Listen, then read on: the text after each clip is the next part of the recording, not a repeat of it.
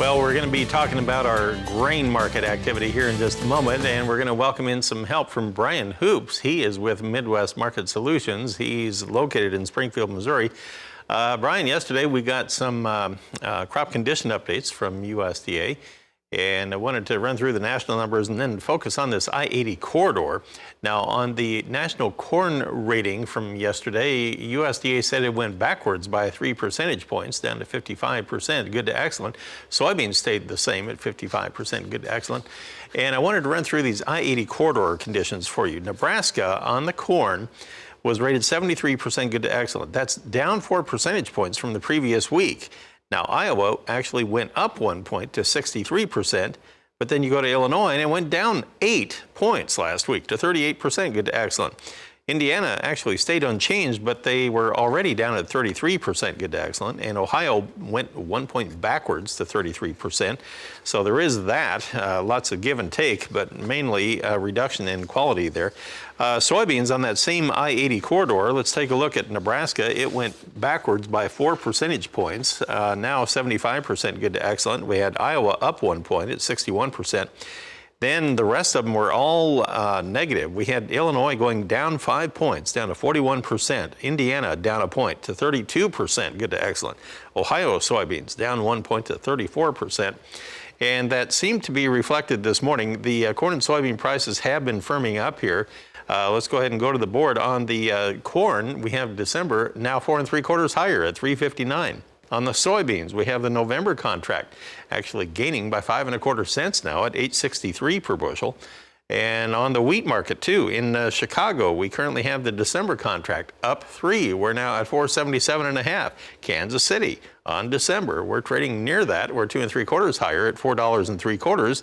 And in Minneapolis today, on that December contract, we have had some significant gains with it up 6 1/4 at 502.5. Brian, your take on the market action we're seeing. Of course, we got that big government report coming up on Thursday, just over the horizon here. Yeah, you talk about that government report. I think we could see a little short covering going into that, especially in corn and soybeans. We've been down for most of the last month here, pushing the contract lows in corn. In fact, yesterday we made new lows, and then soybeans made new lows for the move. So would not be surprised to see some sort of short covering going into the report, just in case there's some either acreage or yield surprises from the government. And when you talk about these crop condition ratings yesterday that came out, we're seeing some strength from that. The ratings not only dropped corn to 55, good to excellent. That's the lowest rating of the season, with Illinois a notable drop. And then you look at the soybeans, even though they didn't change, the good to excellent category did shift a little bit. 1 percentage point went from excellent to good, so you could actually make the case that the soybean rating dropped to its lowest level, as more of that crop is rated good than in the excellent category now. And so that is supporting our corn and soybean markets. And what this report tells us is we're not out of the woods yet as far as reaching maturity for this crop. The forecasts really don't suggest any cool temps until maybe late September, but the next full moon after this weekend will be in middle of October, and that may allow us to reach that period where we go into full maturity. But there's still more than 6 million acres of soybeans that have not set a pod yet, and 9.3 million acres of corn that have not reached the dough stage. So there is a lot of crop that's vulnerable to some sort of a stoppage of the growing season and early frost. And it was noteworthy that Illinois was only 8% mature or hit black layer, and a year ago, I believe it was 53%. So wow, what a switch 1 year makes. We'll come back and take a look at our livestock trade with Brian Hoops when we come back after this.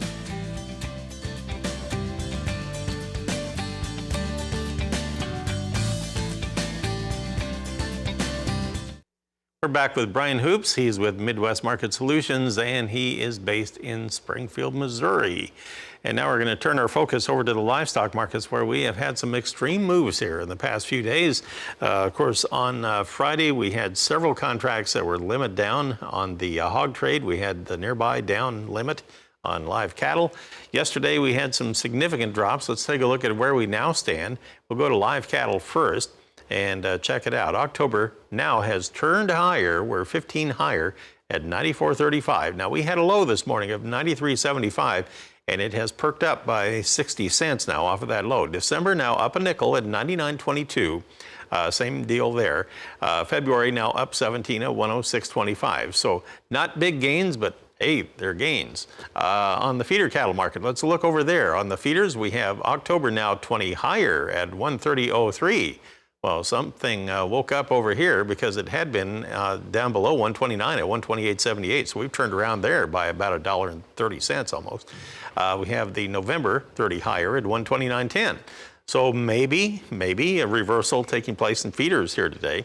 How about lean hogs? Right now in the lean hog market, we have that October contract now down 243 at 60.17. It had come off the lows last half hour, and now it's sinking again. Now we have December down 203 at 57.92. The biggest drop is February, down 273. What's going on here in this livestock trade? First on the cattle, anything affecting that today?